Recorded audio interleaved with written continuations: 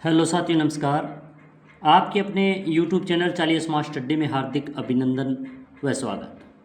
आज हम फिर बहुत ही महत्वपूर्ण सर्वनाम का अध्ययन करेंगे। इससे पहले हमने एक क्लास में सर्वनाम का अध्ययन किया। सर्वनाम की परिभाषा के बारे में हमने जाना, उसके सर्वनाम यानी सभी का नाम, सर्वनाम के अर्थ के बारे में इसमें जाना और सर्वनाम के कौन कौन से भेद हैं। उनमें से एक भेद जो पुरुषवाचक सर्वनाम, इसके बारे में हमने अध्ययन कर लिया था। आशा करते हैं कि आपको ये क्लास बहुत ही अच्छी लग रही होगी। अच्छी लग रही है तो लाइक करें, शेयर करें।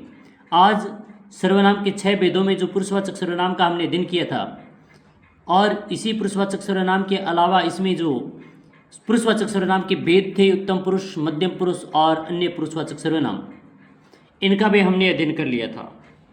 आज जो हम अध्ययन करने वाले हैं वह जो अन्य 5 और बच गए सर्वनाम के भेद, उन पर चर्चा करेंगे।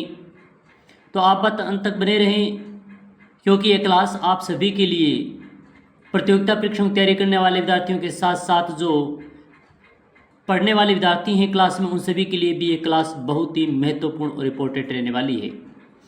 क्योंकि ये शॉर्ट नोट्स में कम समय के अंदर आपको बहुत अच्छा बताया जाएगा। इसमें हमने राजस्थान जीके, इंडिया जीके और विज्ञान के महत्वपूर्ण प्रश्नों के साथ साथ संपूर्ण हिंदी व्याकरण का भी इस यूट्यूब चैनल चालीस स्मार्ट स्टडी पर अध्ययन कर रहे हैं।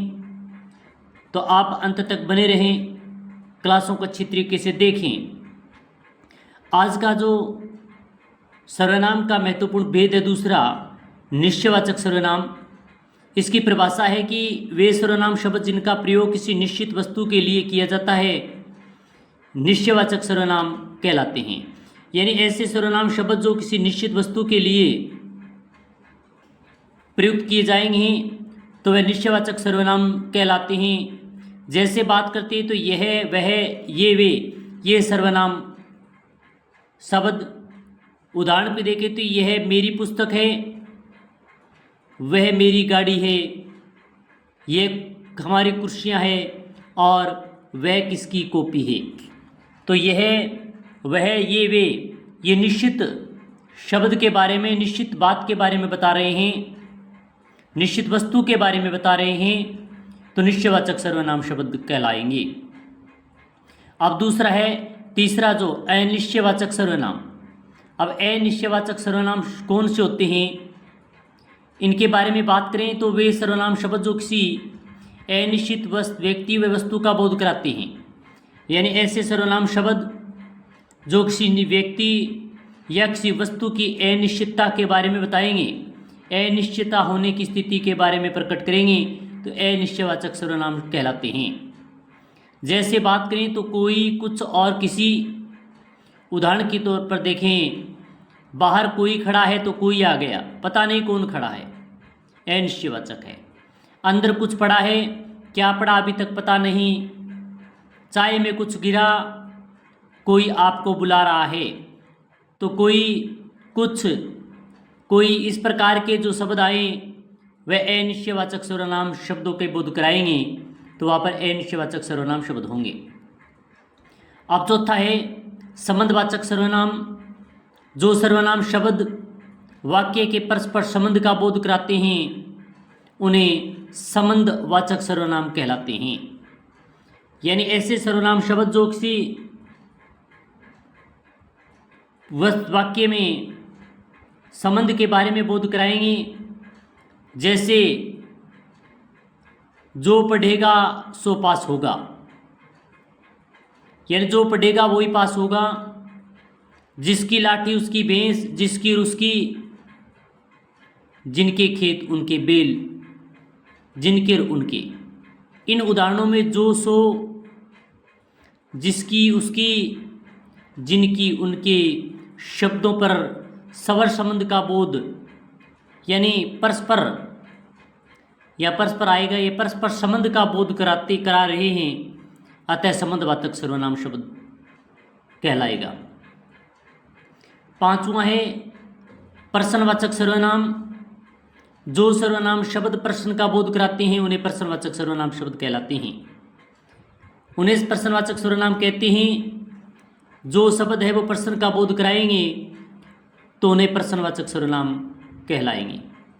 जैसे उदाहरण के तौर पर देखें, कहाँ, क्या, किसी, कब, किसका, किसकी, क्यों, कहाँ, कैसे आदि ऐसे ये शब्द दिए गए हैं जो किसी प्रश्नता का बोध कराते हैं तो प्रश्नवाचक सर्वनाम होगा।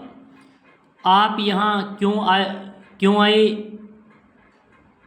आप खाने में क्या लोगे, आपको किससे मिलना है, आप अलवर में कहाँ रहते हैं, हम आपके कौन हैं।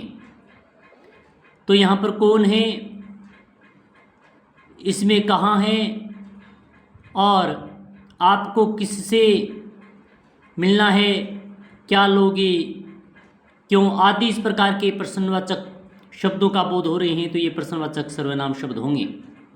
तो इन वाक्यों में जो दिया गया है, उदाहरण दिए गए, आप यहाँ क्यों आए, और दूसरी पहचान जिनके प्रश्नवाचक चिन्ह लगा हुआ हो वो भी प्रश्नवाचक सर्वनाम शब्द कहलाते हैं। अब है निजवाचक सर्वनाम। निजवाचक सर्वनाम कौन से होते हैं, इनके बारे में चर्चा करें। जिन सर्वनाम शब्दों का प्रयोगकर्ता स्वयं के लिए प्रयुक्त करता है, अर्थात जो निजता का बोध कराते हैं, उन्हें निजवाचक सर्वनाम कहलाते हैं। यानी ऐसे सर्वनाम जो कर्ता स्वयं के लिए प्रयुक्त करेंगे, निजता का बोध कराएंगे तो उन्हें निजवाचक सर्वनाम कहलाएंगे। जैसे उदाहरण के तौर पर देखें सर्वनाम शब्द, आप, अपने आप, स्वयं, खुद और स्वतः। उदाहरण पर की बात करें तो मैं अपना कार्य अपने आप करता हूँ, वह घर स्वयं चला जाएगा, हम अपने कर्तव्य को स्वयं निभा लेंगे, मैं अपना खाना खुद ही पकाता हूँ। तो पहले जो उदाहरण दिए गए इसमें अपने आप आ गया, दूसरा स्वयं आ गया, तीसरे में भी स्वयं है और चौथे में खुद है। तो ये जो शब्द आए हैं ये सर्वनाम शब्द निजवाचक सर्वनाम शब्द हैं। अब बात करते हैं अभ्यास प्रश्नों की। हमने नोट्स टाइप सर्वनाम के बारे में अध्ययन किया। सर्वनाम के कौन से भेद होते हैं, कौन कौन से हैं, इन सभी के बारे में हमने चर्चा की।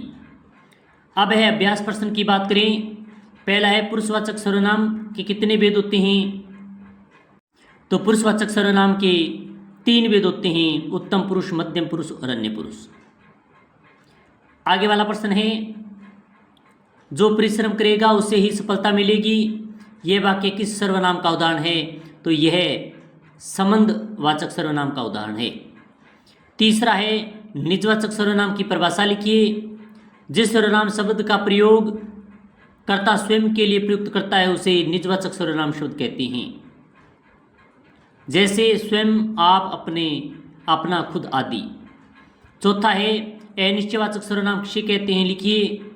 जिस सर्वनाम शब्द से किसी निश्चित वस्तु या व्यक्ति की ओर संकेत नहीं होता है उसे अनिश्चयवाचक सर्वनाम कहते हैं, कोई, कुछ आदि।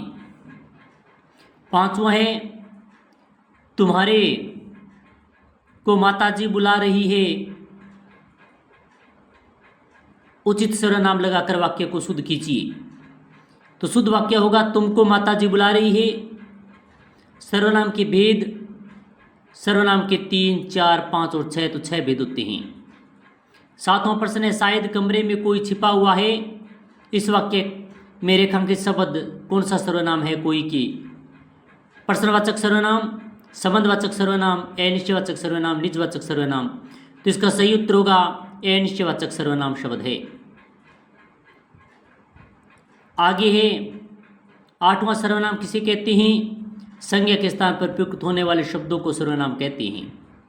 9वां है निम्नलिखित में से संबंधवाचक सर्वनाम कौन सा है। जो, कुछ, आपको, वह, कौन, तो होगा जो, सो, ये संबंधवाचक सर्वनाम है। 10वां है आज कौन जाएगा। इस वाक्य में कौन सा सर्वनाम है, तो इसमें प्रश्नवाचक सर्वनाम है। हमने बहुत ही महत्वपूर्ण सर्वनाम के बारे में अध्ययन किया। यह दूसरी क्लास है। इससे पहले हमने एक क्लास में भी सर्वनाम के भेद कौन कौन से होते हैं और पुरुषवाचक सर्वनाम के कितने भेद इसके बारे में चर्चा की। आज अंतिम जो बच गए उन सभी सर्वनामों के बारे में, उनकी परिभाषा के बारे में उदाहरणों के माध्यम से और महत्वपूर्ण प्रश्नों के माध्यम से हमने सर्वनाम के बारे में अध्ययन किया। आशा करते हैं कि क्लास आपको बहुत अच्छी लगी होगी। अच्छी लगी तो लाइक करें, शेयर करें और चैनल को सब्सक्राइब करें। साथ ही में बेल आइकन दबा के रखें, क्योंकि इसी प्रकार का क्लास का नोटिफिकेशन आपको मिल सके और आप अपनी तैयारी बेहतर बना सकें। तो मिलते हैं इसी प्रकार की अन्य क्लास के साथ। जय हिंद, जय भारत।